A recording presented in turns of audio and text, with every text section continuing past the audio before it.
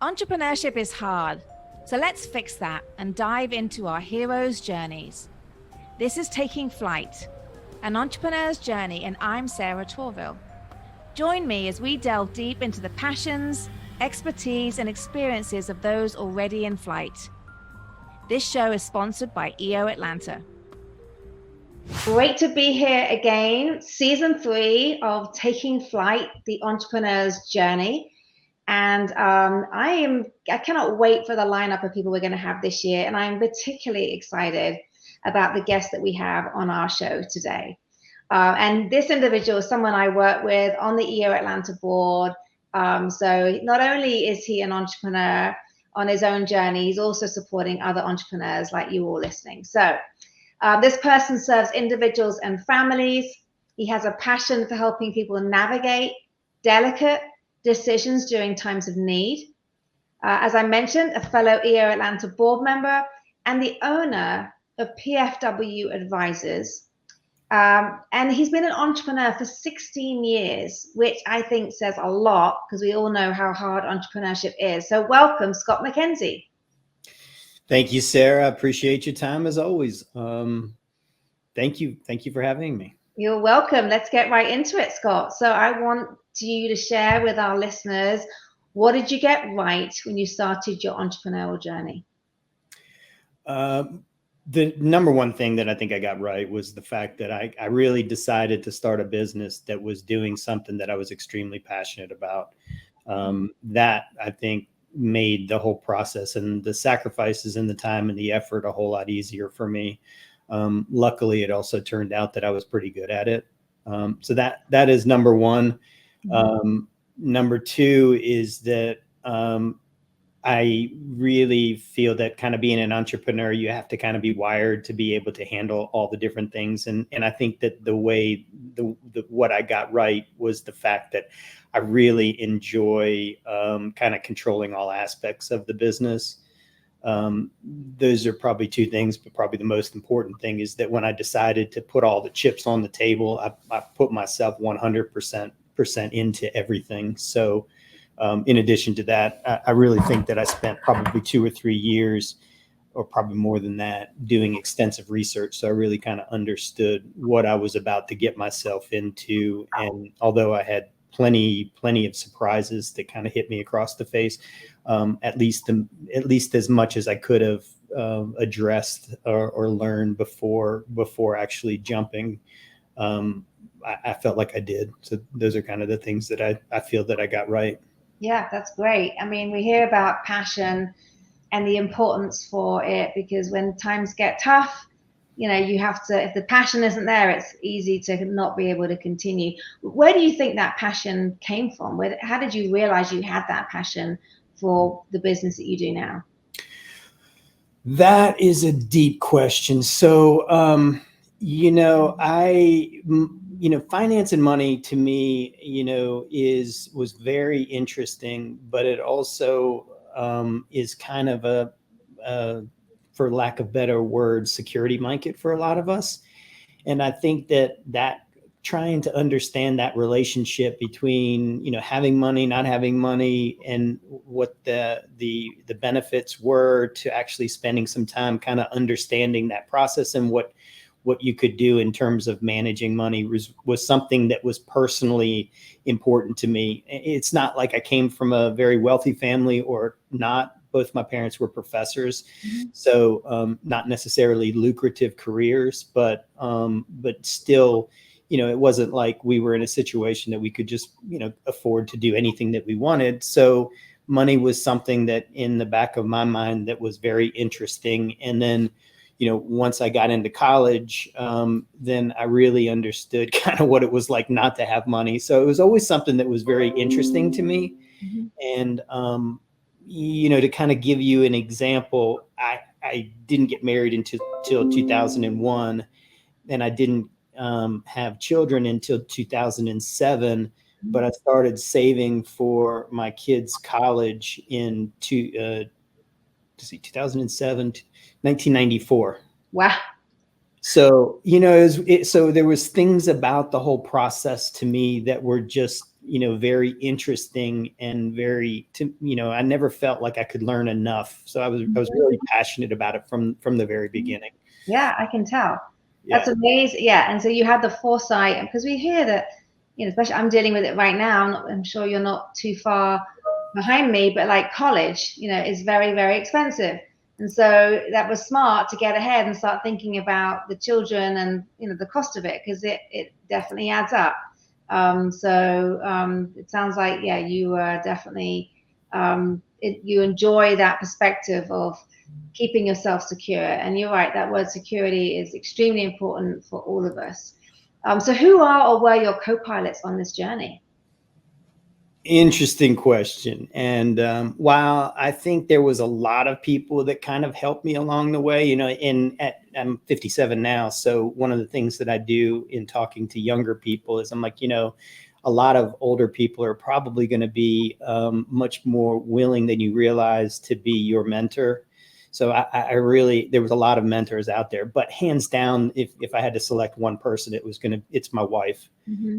Because one of the things that all of us entrepreneurs know is that there's sacrifices.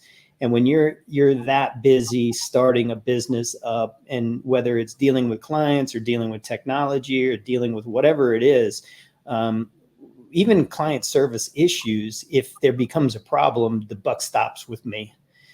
So, I mean, I can count, there are countless times that my family was on vacation where I had to cut it short or was distracted. So I really don't feel well, I do feel that I had to make sacrifices in terms of being a parent to my kids or being a spouse to my wife that fell on Connie. So that, without a doubt, that I that's one of the things that there's no way that I could probably give her enough credit for being a co-pilot, because I do think that she's a great parent. We're great parents, but there's no way I would have been able to do that without her being able to take the time that she did with the kids. Yeah, 100%. Yeah, that's great. And that support system, that backbone to allow you to do what you need to do, because it's never a 9 to 5 situation, is it? Never. No. I remember being on vacation with my husband once and doing conference calls like in the bathroom, so as to not wake the children up, because I was dealing with a UK time zone. It's like, you try and just do whatever you can to kind of try and be a good parent, but at the same time you're running a business, so what are you going to do? So that's great. Thank you for sharing that. So what is a challenge, Scott, that you and your team had to solve recently? In finance, I think, so I'm just thinking of one, but now I just thought of a second one. So I'll give you two. Okay. The world has changed. Everybody's heard fintech, financial technology. And I really think that has changed things dramatically because, first of all, it changes what options that we have out there. So, over the past 4 or 5 years, I've spent an enormous amount of time understanding both changes to existing technology companies, but also new players out there. So I'm learning more about technology in my space as it changes than I ever thought that I would spend that much time doing. So that has been one that has been just dramatic. I mean, if I think about what I was doing, like my hours in terms of where I spent time or my staff spent time 20 years ago, it's completely different than where we're spending time now. And that has 100% to do with technology. Mm-hmm.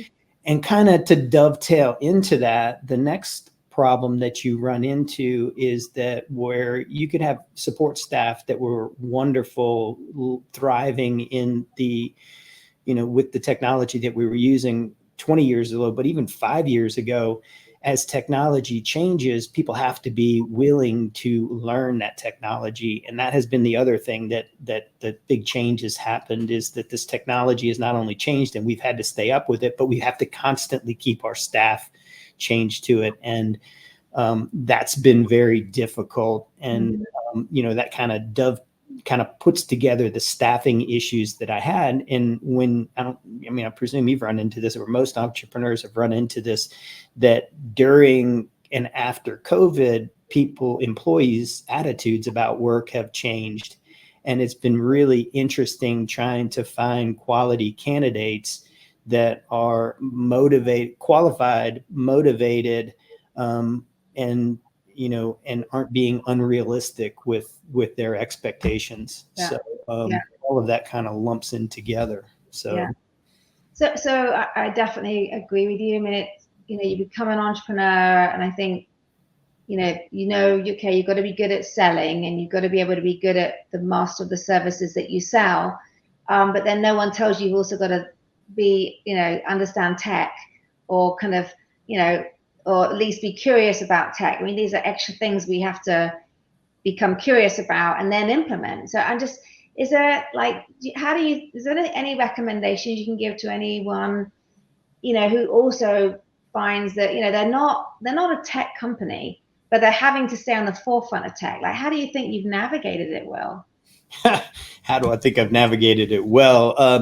I'm going to give you an example of how, just you got to roll with the punches. And I think that's kind of the best attitude, best way to approach this sort of stuff, because you're going to get I feel I got blindsided in situations that I thought I had hired the correct people to handle those issues. And when I started the firm in 2008, we had a kind of a date that we were going to start. And about 4 or 5 days into it, my tech person came to me. And by the way, this was kind of in the middle of the transition from going from digital phone services to from analog over to digital phone services. So you had technology that was new and legacy systems at AT&T or Bell South at the time. So, we go to like literally the date that we're going to start, enormous amount of things that we had going on. This technology person comes to me and he says, there's some weird things going on with the phone system. I'm not sure it's working completely. And I'm like, well, what do you mean? He's like, well, it's echoing and sometimes calls are getting dropped. So we ended up having to kind of push things out a week or two. Then had spent the first 60 days that the business was up and running with a phone system that luckily we got it to the point where, the incoming phone calls, the clients couldn't hear this echoing, but on our side of it, you could really make out the conversation with people. So, and it took us literally, then I had to learn within that short period of time the difference between analog and digital and systems and everything, and ended up having to hire a different technology company that was qualified to be able to do this system. So the kind of the lesson there is that, okay, you get hit in the face with a problem, and I kind of feel like an entrepreneur needs to be able to then, make an immediate shift to be able to get something like that fixed. So I don't know necessarily that I have the perfect answer. I think you've got to do the research before you pull the trigger, but you're going to get surprised all along the way. So, and then it sounds like as well, like knowing when to outsource, like when to give this to an expert provider who knows what they're doing as well. Yes, absolutely. And I'm kind of the king of outsourcing at this point.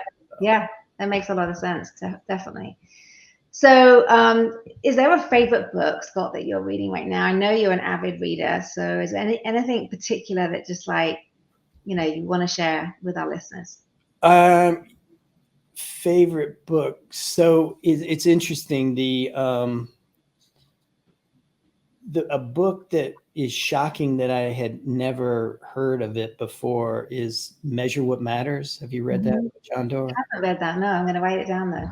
Yeah. So it's basically about, setting key objectives and then how to achieve those things, which is funny because it's kind of the way that I approach the planning stuff that I do with clients.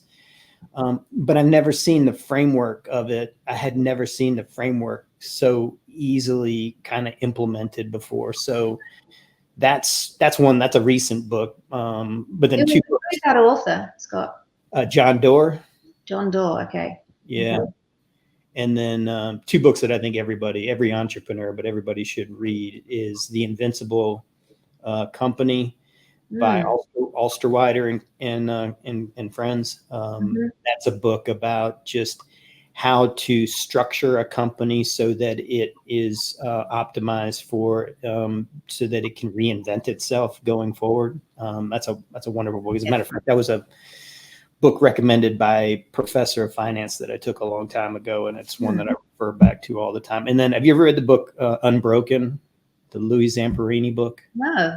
It's a biography about him. He's an Olympic caliber runner that was captured and was in a Japanese POW camp. Right. And that that story, to me, it has nothing to do with business, but it has everything to do with resilience, and therefore, to me, it has more to do with life. Which, as an entrepreneur, I don't know, the line's blurred between the business and life. You said it completely. So, who is the author of Unbroken? Louis Zamperini. It's a biography. Louis Antorini. Okay. Zamperini. So sorry, Zamperini. I'm gonna mush that one up, but I've written something down. I'll find it later. Yeah, I'll tell you, I love that. The reason I brought that book up is that I love that book so much that I use it usually as an example for everybody.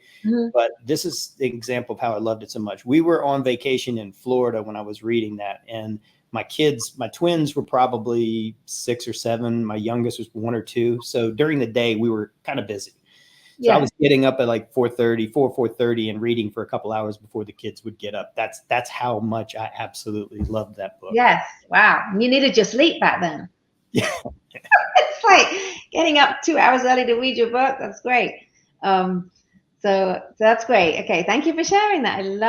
I'd love a good recommendation. Thank you to our strategic alliance partners for their support to our EO Atlanta community. Check these partners out as they can help you soar further into your entrepreneurial journey. Thank you to Chase, Belay, Trainial, EOS and Sperity, American Express, CEO Coaching International, Ashford Advisors, Clifton Larson Allen, and Homwick Burke. And I think some of the best books, don't need to be about business, because you can still read into really great meaning. I remember someone, Catherine Wilson, on our show. I think she, rather than a book, she talked about, oh my gosh, am I going to remember, a Broadway show. I can remember the name of it now. Les Miserables. Les Miserables is her show. That is her go-to show. And it makes her feel like she can continue to run her business, because there's so much she has learned through that show. She's seen it multiple times. And so that's the one she refers to. And I love it. However we find, that meaning of allowing us to dig in further and persevere, regardless of whether it's a movie, a Broadway show, a book, it's fantastic. So what excites you about the future?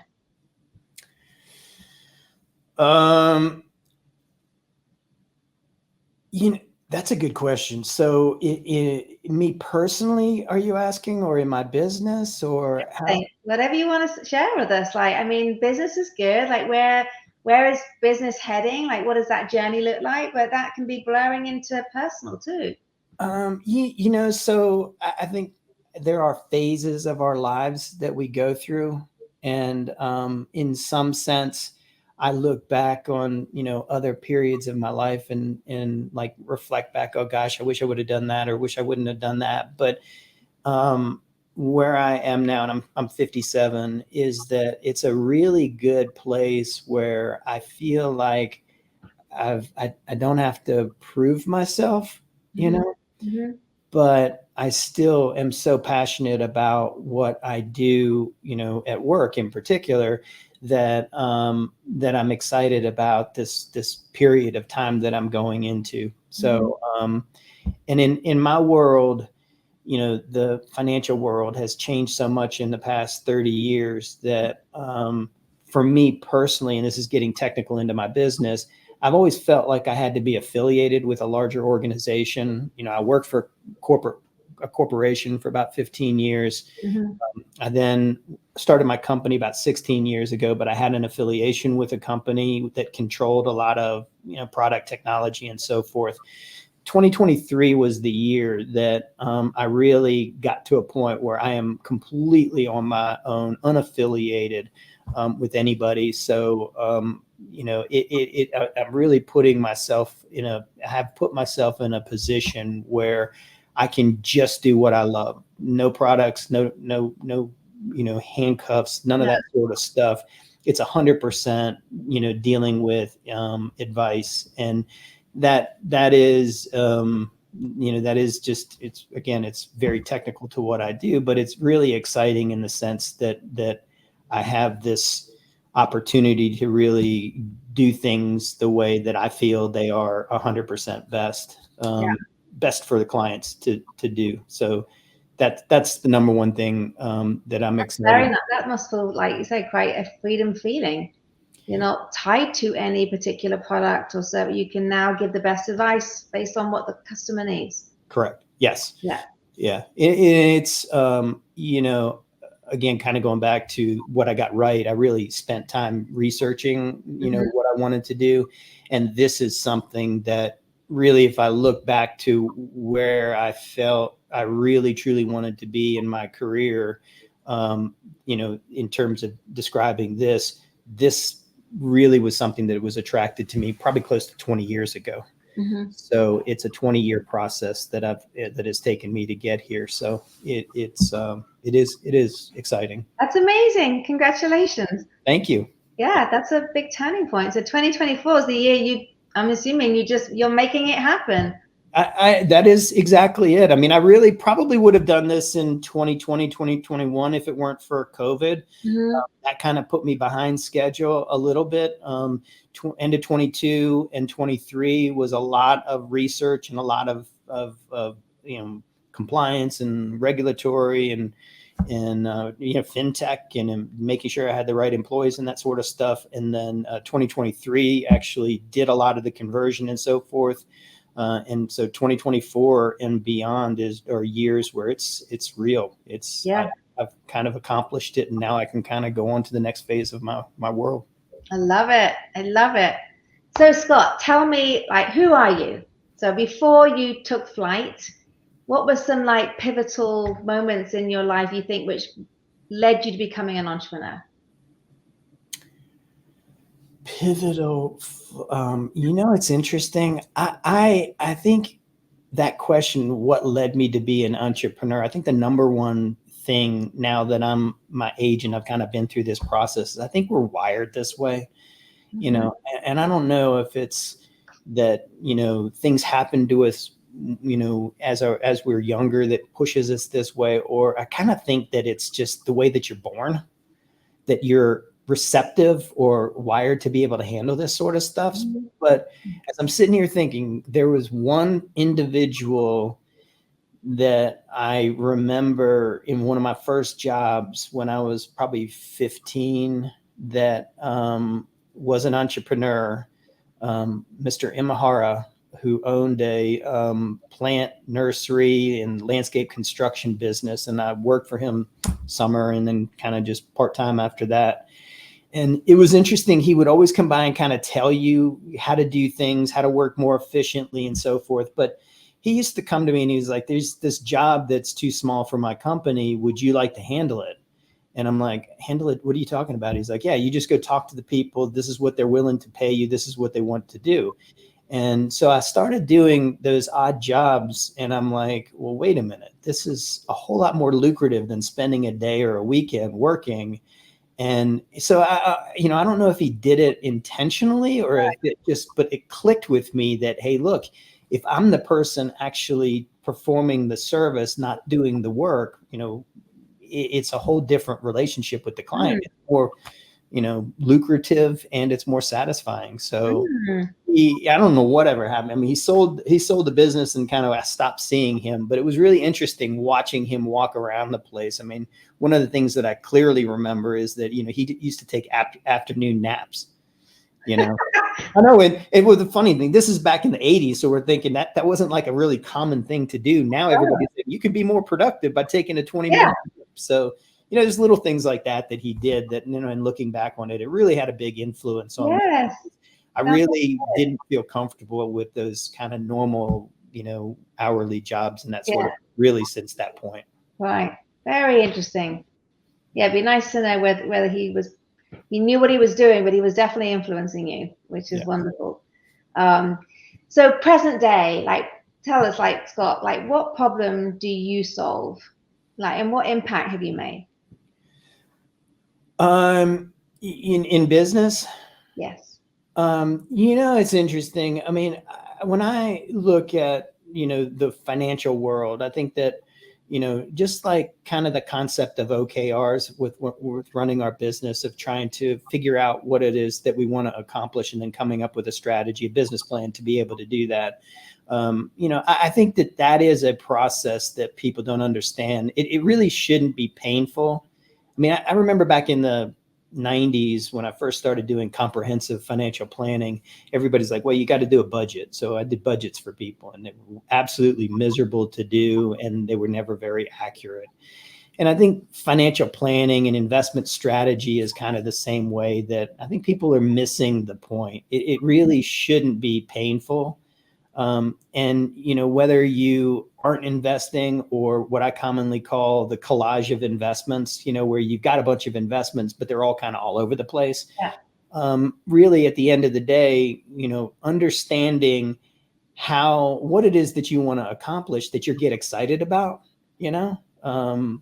whether it's whatever the idea is, what it is that you really get excited about, and then slowly coming up with a strategy to make sure that you're able to achieve that, and then constantly trying to kick the tires and make sure that your goals haven't changed. And where it sounds painful and it sounds difficult, and it is, because it's not just, okay, this is the investment strategy, this is what we're trying to do, let's go ahead and invest this way and close the door. It becomes complicated in the sense that it's something that you have to constantly be able to understand exactly what it is that definition is. But then there's also the world of investments. It's not just insurance products and real estate and private equity and all these different products out there. How do you, which ones are correct? And not only conceptually what those are, but what are the actual investment options in all of those different disciplines that make sense for you to accomplish what you want to do? And that's the part of it that, after doing this for 30 years, it's really hard to come up with kind of a very quick and dirty, plan or training program to, or I always laugh, maybe AI is going to be able to figure this out, but people are weird. We're all weird, and we all have our very individual desires, goals, fears, and all this sort of stuff. And a lot of them we don't necessarily know. So that communication, and that's what I love to do. And I really am passionate about it. And one of the things I always tell people is that I don't care if you want to do business or not. If you just want to get on the phone or Zoom or Teams and brainstorm, I love doing this. So I'm always available to talk to people about that. And what I've found after doing this for the amount of time that I have is that it's probably 90 to 95% of people that I sit down with after we kind of talk through it, what they say after this conversation they want to accomplish and what they're actually doing aren't aligned. So that's kind of a big thing. Right. Very good. Okay. So, introspection question: if you were to do this all again, would you? Wow. I love how you answered that. Yes. The entrepreneur thing is 1000%. I love the responsibility of having to make these decisions. Again, I spent 15 years, close to 15 years in the corporate world.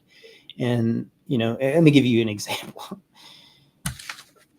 We had a consultant that came into our department, and they said, well, the best way to make everybody more productive is start tracking their activities. So our boss said, okay, every Friday you need to turn in this sheet that goes over what activities you did for the week. And I'm like, I don't have the bandwidth to do this. So what I did is I took one sheet, filled it in, made a bunch of copies of it, handed it to my assistant, and every week he just changed the date on the top and faxed it in. I mean, it didn't make any sense, No. So those are the types, and that's a dramatic example, but those are the types of decisions that I didn't feel in control of when I wasn't when I wasn't the entrepreneur. Yes. But would I do a lot of things differently? Yeah. And it's interesting. One of the things, as I'm sitting here thinking about it, that I would do is actually two things that I would do differently. Is that one, I would go back and tell myself, you know, you got this, because I think there was a lot of time that I questioned myself. Mm-hmm. And second of all, it would be, don't forget to slow down and smell the roses. Mm-hmm. And I think that there were periods of time where I kind of threw myself into work, and whether I was worried about clients, or I was worried about markets, or I was worried about, you know, technology or whatever it was, that was 110% my focus. Mm-hmm. And, you know, that's something that I would do differently. But in terms of being an entrepreneur, Mm-hmm.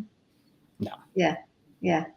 I love that. Thank you for sharing that. And it's like, why do you think, because it happens to all of us, why do you think we get those moments, or why do you think you got those moments of like, I don't know if I can do this? And like, do you think is it just like, sometimes the things just feel really hard, it feels like an uphill struggle, or like just a self-confidence? Like, what do you think? I mean, and are you not having those fears anymore? I mean, I know age does make a difference, and I do agree with something you said earlier about you don't have to prove yourself. I think when you hit 50 something, you don't have to prove yourself too much, because there is genuine authenticity that you know what you're doing. You should do by now, because you've been doing it. It's the same for me and what I do. And yet when you're 30s and 40s, you're still, you know, that confidence isn't quite where it needs to be. So I'm curious, like, why do you think you needed to tell yourself you got this? Where was that fear coming from? You know, the unknown. I mean, I think that's part of being an entrepreneur. There's no perfect playbook for everything that we're going to do every year. So, you know, you're making decisions a lot of times is with as much information that you have, but there's a lot of decisions that you have to make that your confidence that they're the right decision Mm-hmm. isn't anywhere close to 100%. Mm-hmm. So, but it's a double-edged sword, because that's part of what I absolutely was passionate about, is that I was put in those situations where I really got to make those decisions. So, you know, I don't know that I would say, you know, I wouldn't go back and say, here's the playbook, here's everything that you need to worry about, so you don't have to make these decisions. It would be more, you know, you got this. You got this. Yeah. Pat on the back. You got this. Yeah. So. Great advice to everybody. I love that, Scott. Thank you. So I know you just took a very enlightening vacation. I know how excited you were, because I sat next to you in a board meeting and you were buzzing. And I think we had to rate ourselves, how happy were we feeling that day? And you gave the highest number, because you were about to embark on a trip of a lifetime. So it kind of is associated to my question, what do you do outside work? But, you know, tell me about this trip. Like, I want to hear, what did you just do? Yeah. So going back to, you got to smell the roses. I mean, that's one of the things that years ago that I kind of convinced myself was very important for me, not just my mental health, but really to be excited about life. And so I'm very passionate fly fisherman, fishing of all types, but fly fishing is really my cup of tea. Mm-hmm. And there's a few places in the world that are, you know, the short list of bucket list for most people that fly fish. And one of those, which is becoming more popular, is fishing in Bolivia for golden dorado. It's a very aggressive fish that kind of hunts in the bigger rivers, but during the summer, the dry season in Bolivia, the rivers become very small, so it becomes much easier to be able to find these fish. So we flew from, you know, this crazy flight, Atlanta to Miami to Panama City to Santa Cruz, and then ended up having to spend a day in Santa Cruz because the flight schedule was so crazy. But then flew from there about 200 miles east into a very remote area of Bolivia in the jungle, and then took a helicopter another 20 minutes to the lodge. So it's one of the most remote places in the world, and fished for these golden dorados. So, it's one of those trips where even if I wasn't fishing, the entire trip itself was amazing, but the fishing was out of this world. And these golden dorados are huge. I'm looking at them right now on the internet. I mean, do you eat these fish, or do you throw them back in?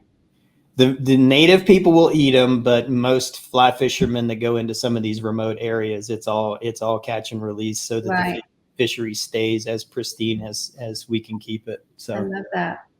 Man, I've never seen fish like it. So I just did my own Google search. If I could stick a fish up in the corner here and show everybody what it's looked like, but they're huge. They're massive. Yeah, it's a cool experience. Yeah, especially, I mean, and fly fishing, are you always standing in the water? Is that what fly fishing does? Not always. Like, there's one of the other things that I love to do is tarpon or bone fishing, where you're on the front of a boat, a flats boat. So it's a small boat that's designed kind of to be easy. Not a lot of stuff around to catch the fly as you're casting. But this is more like stream fishing for trout, in a fairly small stream for very big, very aggressive fish. So it is super cool. You need to make sure you're stable and make sure there's no piranhas around you. Luckily, there's no piranhas up there, but I will tell you this, that one of the things that they tell everybody on the trip is that this trip will be more physically demanding than you think. And so I was prepared for that, and it was still much more physically demanding than I thought. You realize? Yeah, the hiking every day was, and the type of hiking on the rocks and that sort of stuff was crazy. But that's the reason the fishing's good. Is if it was easy, then there would be too much. We'd be doing it just like being an entrepreneur. Exactly. Great summary there. So thank you, Scott, so much. So how can people get hold of you if they want to contact you? LinkedIn. My website is pfwadvisors.com. The bottom of the front page, there's a place where you can download my information about my company, or actually schedule a meeting with me, a second link. I'm happy to give you my meeting link. I know one of your other guests gave her cell phone. I'm always available. That number is 404-310-6881, and always happy to kind of chat. So very good. Thank you, Scott. That's wonderful. Well, look, I mean, it's been a great conversation. I've loved hearing your story. I can feel your passion, which is so vital. But I can also, you seem to be somebody who's also able to look at things beyond just the journey of, working hard. It's like we have to work hard, play hard, and and not spend all our time just working. And it feels like you've kind of accomplished. You're getting a good level of that balance. So good on you, Scott. I'm happy to see that. So it's been a pleasure, and thank you so much. Well, thank you, and thank you for everything that you're doing with EO Atlanta. These podcasts are amazing. I've watched a bunch of them, and you are a phenomenal resource to the organization. So thank you. Thank you, Scott. That's so sweet. I love hearing that. Well, thank you to our audience. If you learned something today, maybe we inspired you to go do something different, or just to accelerate on what you're doing right now, or maybe we even made you laugh, or maybe you're going to go to Bolivia and go fly fishing. Whatever it is, please carry that thought around with you today. Spread the love with other entrepreneurs. Tell them to listen to EO Atlanta Taking Flight podcast. And I look forward to seeing everybody next time.